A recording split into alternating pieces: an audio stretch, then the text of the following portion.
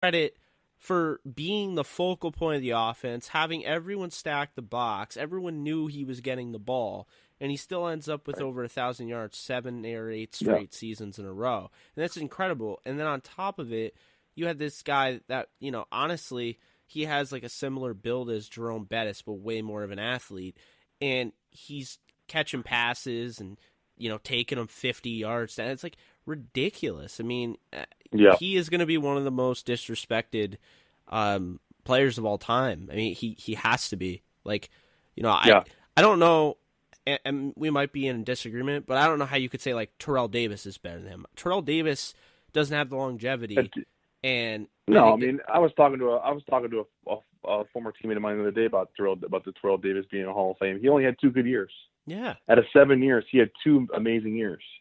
What separates Terrell from every other running back that has gotten in is that he had 2 amazing years plus three Super Bowls, 2 Super Bowls back to back, with right? Elway. So he 2 Super Bowls and a Super Bowl MVP. He's a Super Bowl MVP for the first one, right? So he has two back-to-back Super Bowl titles and a Super Bowl MVP with 2 amazing years, with one of those years being 2,000 yards rushing. So that right there is that to me right there is what put him in the Hall of Fame. That's what I was just saying a minute ago. You give Steven Jackson 2 Super Bowl rings or even 1 Super Bowl, and now he's in the conversation. That's just the way it is. It's just the way it is. It's just that's the way the whole thing ticks. Unfortunately, honestly, Mike, it's the strangest thing. Honestly, I mean, when you go in the Baseball Hall of Fame, you know these guys are Hall of Famers. Most of them really aren't a question. You're either on the side of Pete Rose, who's the all-time hits leader, in my opinion, should be in the Hall of Fame, or you're on the side of him not being in the Hall of Fame because of what he did. I think he should be in the Hall of Fame, man. Let him out. I think he should be. Oh, you do? Okay, so then we're in agreement. I do. Oh no, I let him out. Let him out of his cage. Like, quit locking him up. Like, let him go. He needs to be in the Hall of Fame. Period. Absolutely.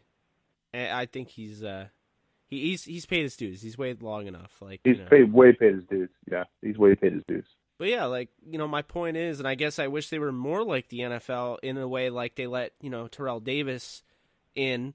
But like, with the Baseball Hall of Fame, they wouldn't let in a guy like Don Mattingly, who hasn't, he doesn't have the longevity, but like, he would have been, obviously, I think he would have been a Hall of Famer, just because, he had that, short reign of dominance, and then he hurt his back. It was never the same. But, really, I think, we're going off on a tangent here, but I really don't understand, with Steven Jackson,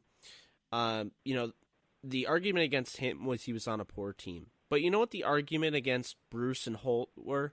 The fact that he was on too good of a team. I just don't I don't really get that. You know what I mean? Like Bruce is out of the Hall of Fame. He retired the second leading receiver all time, only behind Jerry Rice.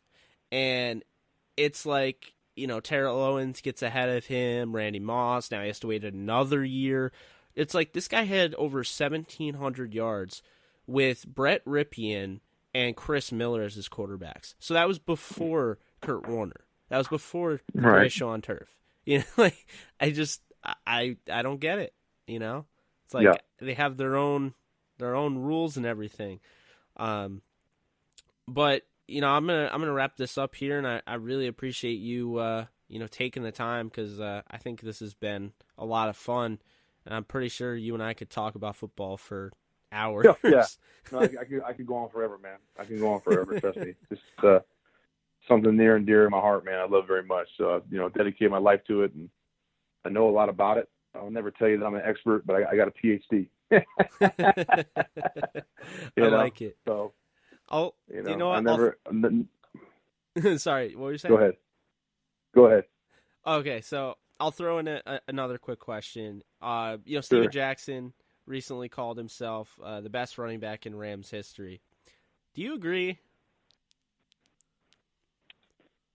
It's a tough question for me, because I played with Steven, and I blocked for him for two years, and I know him very well, and we have a great relationship. He is the Rams' all-time leading rusher, and I was there in 2010, and I remember the game we did down in Tampa, When he broke Eric Dickerson's all-time franchise rushing record.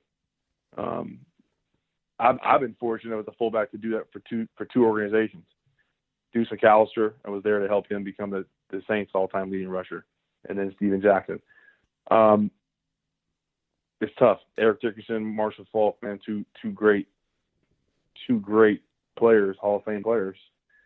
I thought that was kind of a bold statement by Steven. I think he, I don't know. I never got a chance to really talk about that. If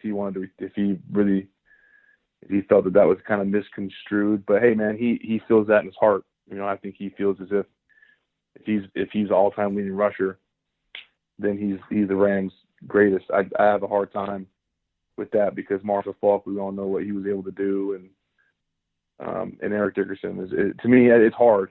That's a hard one. I don't know if I can answer it. Because I know Eric Dickerson, and I've been able to get to know him over the last couple of years because he's down the field for Rams games, and I'm walking around. He and I know an acquaintance, and I like AD. AD is one of the classiest guys that I've met. I mean, one of the classiest guys I've ever met. He'll come out of nowhere and come up from behind me and tap my shoulder.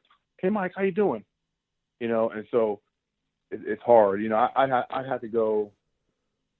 I have to say, with it just being the Rams and you being the all-time leading rusher, then I think then it's fine. You're number one, but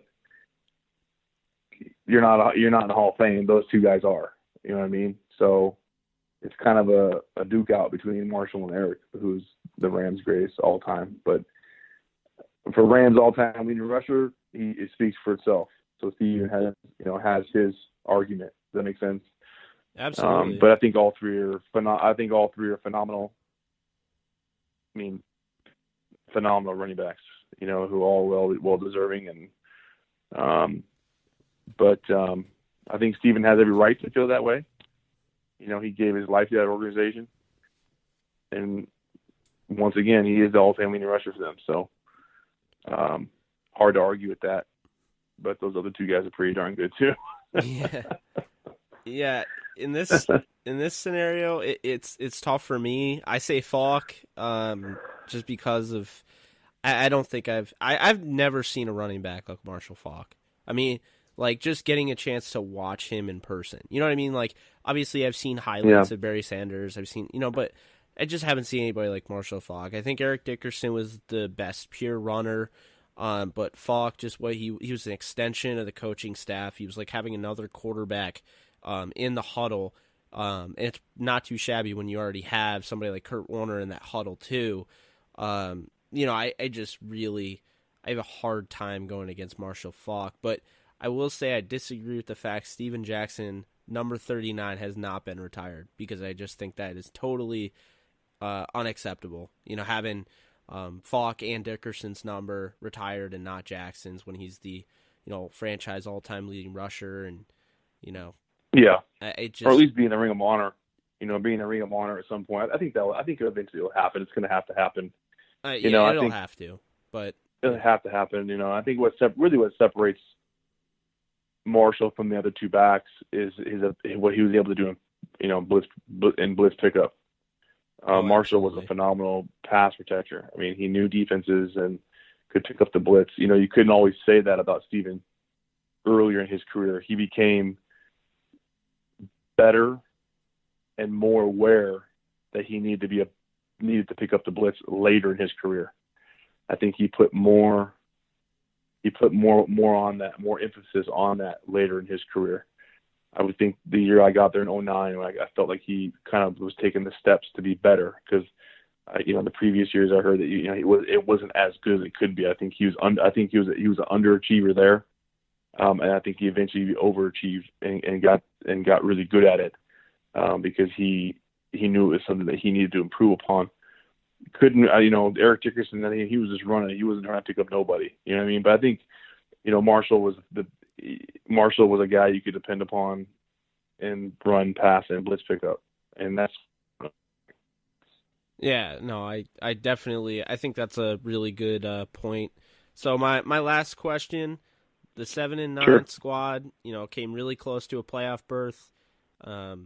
That honestly, that killed me, man. I thought that, you guys were gonna do it. Yeah, up in Seattle with a rookie quarterback, really loud place, tough atmosphere, tough environment. Seattle was a team that was, climbing, ascending. Really good defense. Offense was coming around, and I just think that, I think if that game's in St. Louis, it might have been a different deal because we played them in St. Louis earlier that year and beat them. Yeah. Beat them pretty good. And I felt like, I think the atmosphere, and I think we had a hard time dealing with it offensively. Sam Bradford, I think got a little rattled there early, and, we didn't do a good enough job, protecting him. We did towards the later part of the first half. I thought we should have ran the ball more. I thought Steven and I were having a ton of success that game running the ball early and often, and then we eventually just we got away from it. Yeah, and so ball going through Denario's hands, that killed me, man. Yeah. But anyway, it is what it is. But that's the game. Yeah. Well, I was gonna ask. So that 7-9 squad comes really close to a playoff berth. If you could take one guy from this current Rams team and place them on that team to get over that hump, who are you taking? One guy. It's kind of a shame because Todd Gurley's great and all, but he's not going to ever be I'll take the guy in any of these. Gurley any day. What was that? No offense, but I think Todd Gurley's a good back, but I'll take Steven Jackson over Todd Gurley any day of the week. No, I hear you there. It's. I mean, having both of them, Steven could do just as much, if not more, as Todd can do. He's the same back, in my opinion. Just Steven's much bigger, much more violent as a runner. Ran behind his pads way more violently than Todd does. One guy, Aaron Donald. Yeah. I think Aaron Donald is a game wrecker. I mean, that does not. No, everyone knows that. I mean, the guy is a game wrecker. I think if we have Aaron Donald in 2010, up in Seattle, I think it's a different deal. I think we get more pressures on the quarterback. I think Matt Hasselbeck has a long night. I think that we're going to be able to have a short field, and I mean, because like I said, we were running the ball very well against them, and we were doing very well in the play action pass against Seattle's defense that game. But our defense wasn't doing a good enough job of holding Seattle back, and we had to eventually go to throwing the ball, and that's not what we were good at that year. It's particularly in that game. Our O-line couldn't hold up against that Seattle pass rush, and when you're not able, when they have defense, you know this. Any person that knows football knows this. When a defense knows you have to throw, they're pinning their ears back, and they have the advantage. And they knew we had to throw, and they were able to get on a jump start because of the crowd noise, and they were able to get a lot more pressure on Sam that game than we would have liked. But I think if Aaron Donald was on that team in 2010, I think it might have been a different scenario. Yeah, Aaron Donald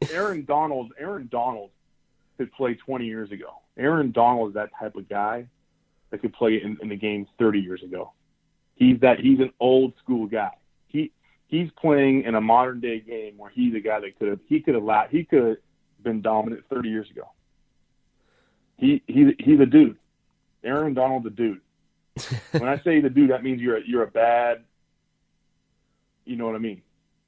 You're a bad man. You know what I mean? I hear you. He's a bad man. And I say a lot of people always ask me when I do the Rams games, and I'm on the sideline, like, hey, we like to watch most. I like watching 99. I stand right there on the line of scrimmage, next to the ref holding the yard markers, the yardstick, just to watch him get off the ball, and just watch him. He's old school. He's old school. His quickness is just unreal. He should be paid everything that he should be the highest paid defensive player right now. The dude changes games. He does. I've sat and watched the last 2 years and do it. It's unbelievable. Yeah, I mean, he's a guy definitely. He's a guy that I would have. got along with well as a teammate.